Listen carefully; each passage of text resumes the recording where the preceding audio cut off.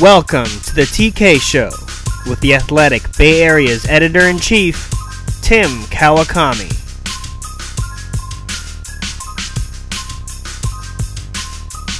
All right, everybody, Tim Kawakami here, TK Show. Broadcasting. I'll say broadcasting. It's just easier that way. From downtown Berkeley. Very nice room we've got here. Good sound and with a great guest. I'm really glad. I want to make sure the sound was really good.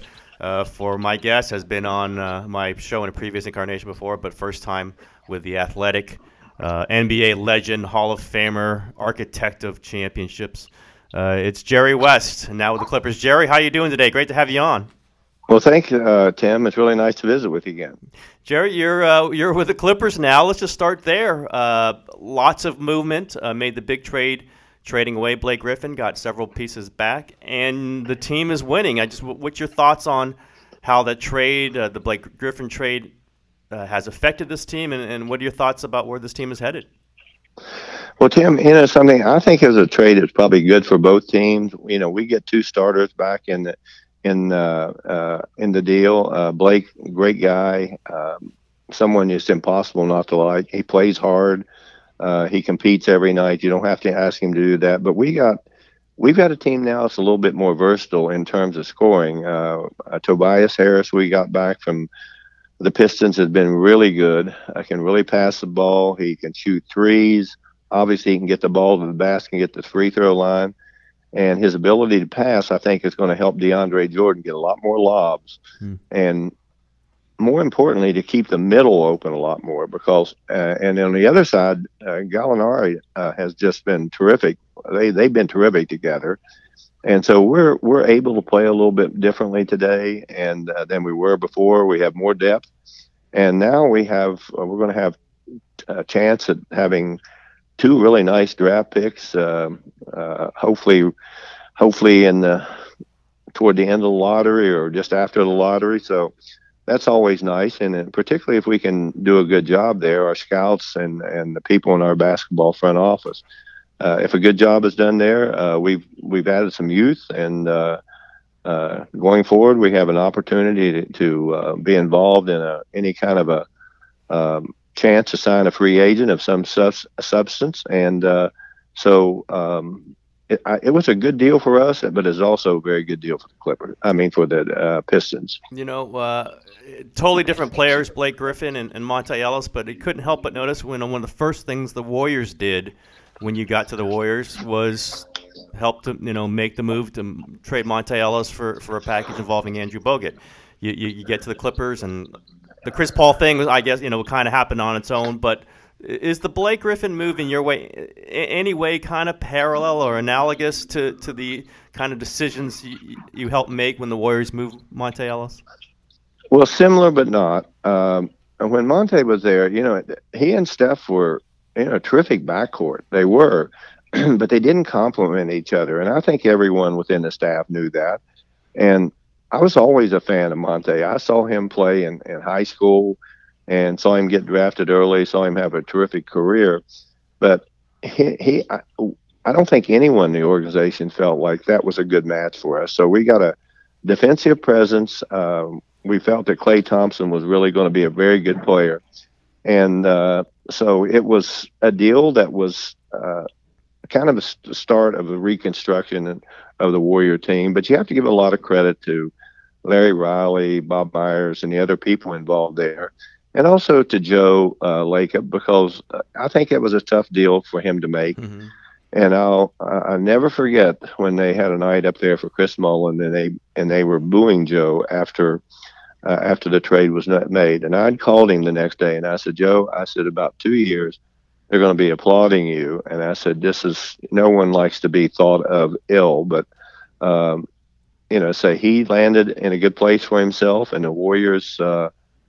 All of a sudden start taking off, and Steph Curry, two-time MVP after that, because he had someone in the backcourt that complimented him and someone who was a bigger and better defender at that point in time. So those kind of things are good for teams, kind of jumpstart different direction. And there was a lot of good things done up there during my time up there. And you have to give credit to Bob Myers, his staff, and again, the ownership.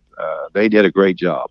I remember when the Warriors brought you on, Jerry, and I wrote, this is a team that's signaling it wants to take some risks, and you have to take risks to be great. And I think that's exactly what you brought to the Warriors. And I know you mentioned Bob Myers, Joe Lacob. These are guys that were going to try to aim for the highest, but you helped instill that in this franchise.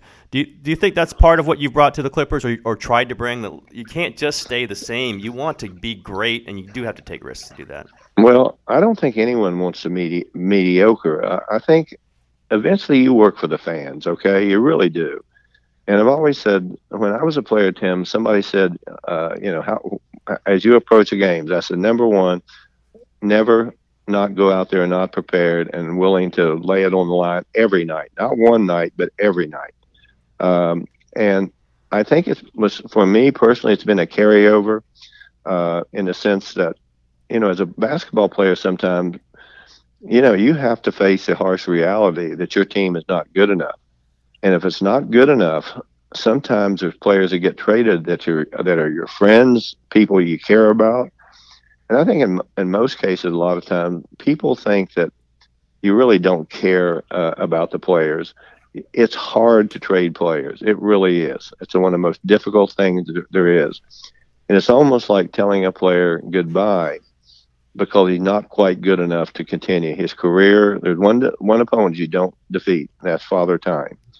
And I think everything that's been done, I think the best risk takers recognize early that, we need to do this to get better, and to have a team for the fans.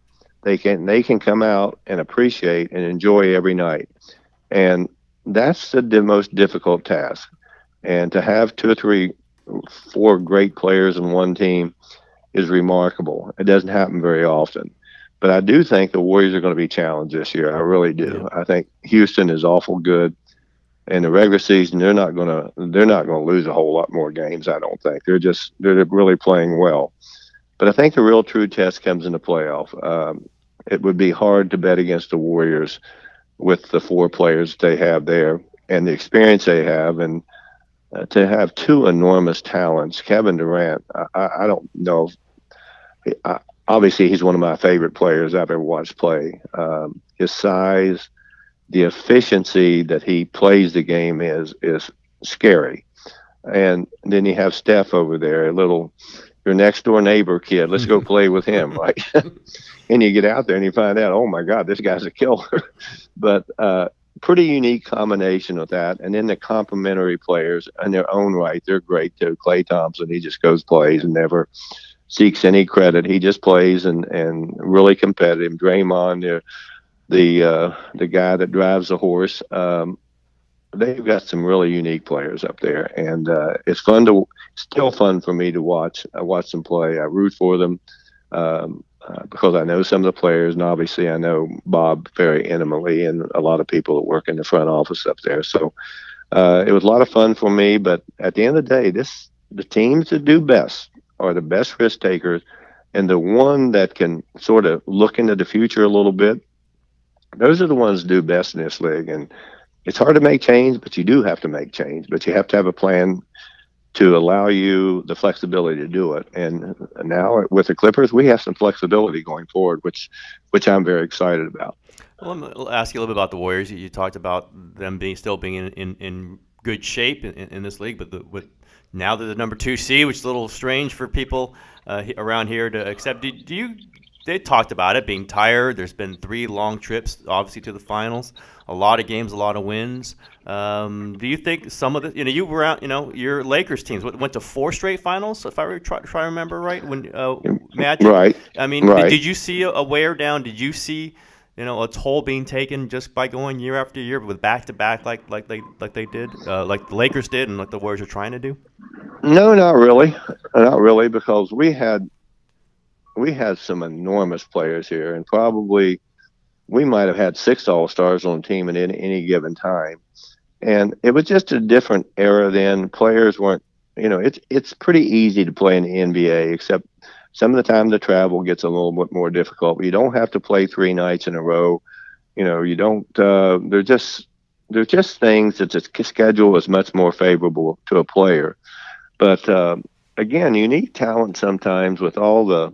I think the thing that would probably make me more tired today was dealing with all the media around. And I think the players hurt themselves by all the social media that they put out there, because the more they put out there, the more questions they're going to get asked. And knowing Raymond Ritter up there with all the requests you get from the Warriors, and he and I have been friends for years, it's amazing how much you have to turn down, particularly to talk to the people that everyone wants to talk to. But again, a lot of that is created by the social media that they're putting out there. And I would not do that if I was a player. I just wouldn't. I just think it makes for a lot more confusing things. Sometimes you have to apologize for what you said because you said it in the heat of the moment. And but more demanding, I think the more demanding, the pulling and tugging of players today, a lot more than we saw in the past. Do you think the Warriors are a little tired right now? I would like to think they're not tired. Sometimes you can. Every night when you go out there, and particularly when you have good teams, every team is going to try to give their best effort against you, okay? But if you come prepared early, sometimes you can really, I think, deter that kind of effort from other teams. But I watch all NBA games, but when watching the Warriors this first quarters, they've been behind so many times. And that's when it takes a toll. When you start every game, you just have to dig out of the hole. And they're good enough to do it. And they're good enough to win by margins where other teams can't do that. So to me, it's been, it's been interesting to watch. I don't think their bench has played as well this year they have had hope for. And I think that's going to be, at the end of the day, that's what's going to be important when they play the last, 20-some games they have to play. But this is the time of year, I think, just a few days away from the wear and tear of practice, sometimes even seeing your teammates every day who frankly, you love. You can't wait to see them again. But it's a hard time of year for all teams, and particularly teams that are the upper echelon teams. Let's talk about. We've talked a little bit before about your decision to leave the Warriors, Jerry. But how tough was that? I mean, I remember you in that locker room after they celebrated after Game 5, and you were a little emotional. Was it a tough decision to walk away, or was it just clear in your mind that you had to leave? Tim, I had to say it was the right thing for me. I've always think that for some reason timing issues are important for everyone in life. And I think as you go along in life, and certainly I'm not going to be involved very much longer, and I'm thrilled that people think that I can possibly help. Then that makes you feel wanted, obviously. But I don't know. There was something about leaving a special group of people who played the game the right way, who brought joy to me. And if I see the game played the right way, unselfish basketball, a bunch of great guys, that probably was a hard part for me. But I knew I wouldn't be back there, and it was, it was the right decision for me. And frankly, it was the right decision for the Warriors. Did this have anything to do with your relationship with Joe Lacob, Jerry? Listen, I like Joe. At times, I think all of us are different. I was raised differently, and there's a lot of things I've seen in my life, but I have nothing against Joe Lacob at all. Nothing. Obviously, I was disappointed that I wasn't back, but it had nothing to do with him. It was more to do with me. I think you've said somewhere else that you're never going to set foot in the Chase Center when it's built. Come on, you'll show up at least for a celebration of the team. No, Tim, I don't. I don't mean that the way it sounds, but once I think you've been involved with a team, it's like, being involved with the Lakers and the Warriors and the Grizzlies and now with the Clippers. If the Clippers play the Lakers, I don't go see those games. And if a Clippers play the Warriors, I don't go see those games. I do watch it, but I don't know. There's something about it. The nostalgic part of a person's life as you get older is the memories you lived in your life, and I think the memories that you have when you're older, not younger, are much more intense, and the feelings are much more intense. And it's just best that I don't go to see either one of those teams for me personally. But you had a lot to do with building that arena, Jerry. I mean, do you have some pride in that? Do you have some pride that this thing's going up? And I know Well, you were involved in a lot of discussions on this. Well, I think for the again, some of the ownership people I know pretty well up there. I'm thrilled for them that Joe put together a great ownership group, and they were so easy to be around, and they had the same vision I think that Joe's had to do something really special, and they have a special team, and I think that they will miss that arena in many ways, but I will guarantee you, even now when I listen and watch the games, the noise there for those people and how dedicated they were. Will they have that same kind of vibe in the new building? I don't know that, but as I say, that arena is Oracle. My goodness, for fans, I don't know if you can have better sight lines for an arena. There's something special about that place, okay? And the fans there were just terrific. And sometimes when you move, do you get the same feel? I don't know. But this is going to be a beautiful arena, every amenity that you could want. It's going to be a place where everyone I know should go see. I've seen all the rendering.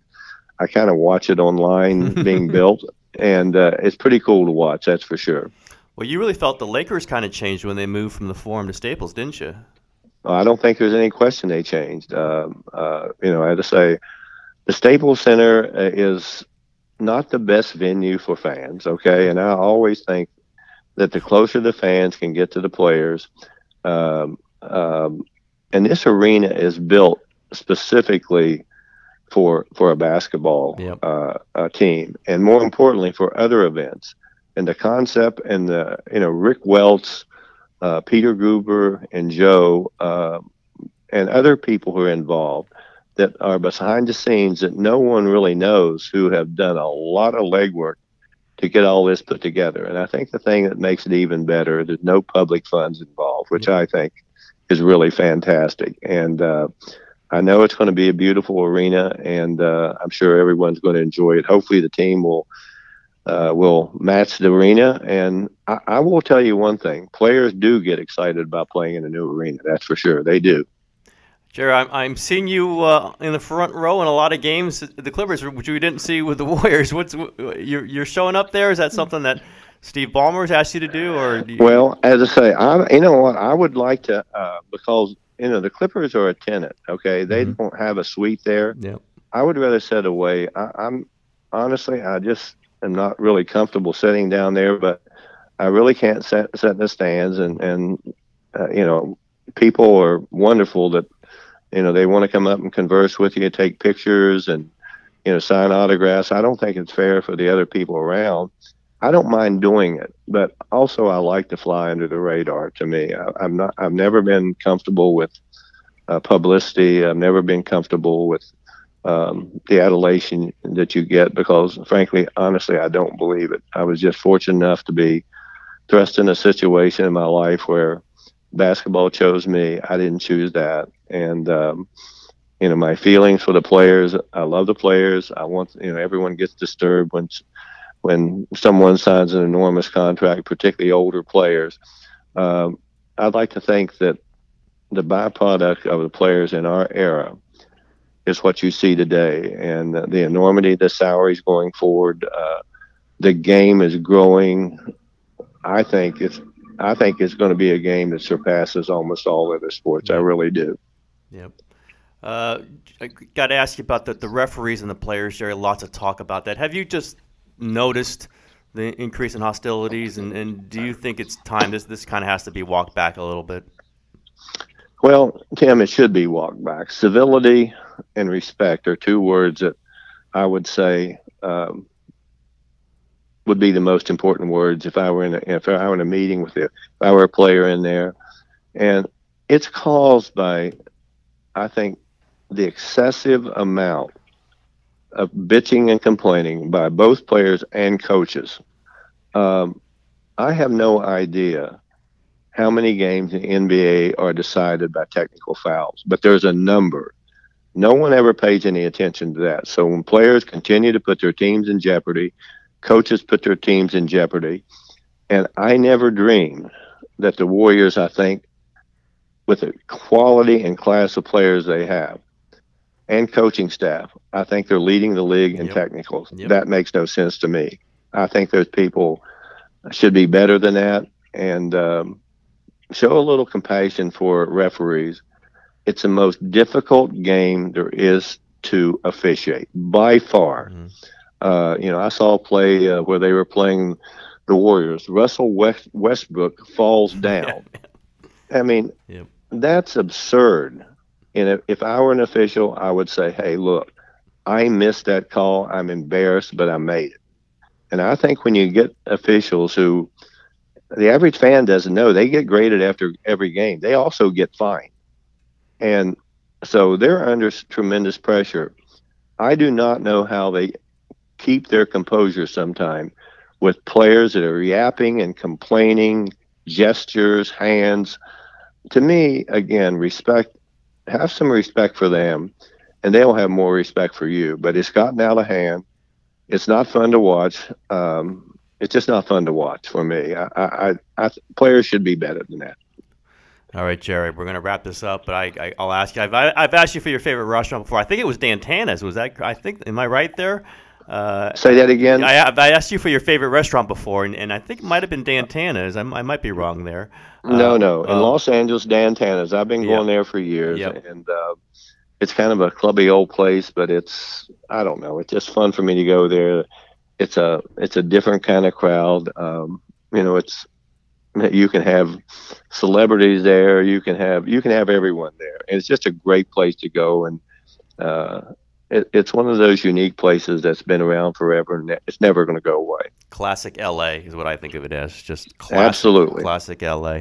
Well, listen, Jerry, really, as you know, I always enjoy talking to you. Great to have you on, and continued success for the Clippers. It's a fun team to watch now. I'll just say that. It just looks well. They are playing well, and it is a fun team to watch. And again, hopefully, it would be great if we could get in the playoffs and have a chance to play the Warriors. There's a bunch of teams close together, and I was hoping last night that the Lakers, that the Warriors would beat Portland, and it would put us back in the playoff, and we're just right outside. But there's 5 teams there fighting tooth and nail. So second half of the season should be, filled with a lot of fun and more importantly, a lot of great competition. Warriors Clippers first round, Jerry. That would be something. My gosh, I would love that. Okay, I really would. And obviously, I know who I'd be rooting for into my heart, but I still love my time there. There's so many great people up there, and the people that you couldn't have a better bunch of people working for you. The diversity in the office, the respect that people have for each other is pretty amazing. All right, Jerry, listen, appreciate it. Thanks again. And okay, thank you, Tim. We'll talk soon. All right, everybody, that's Jerry West, TK Show. That's it. Thanks.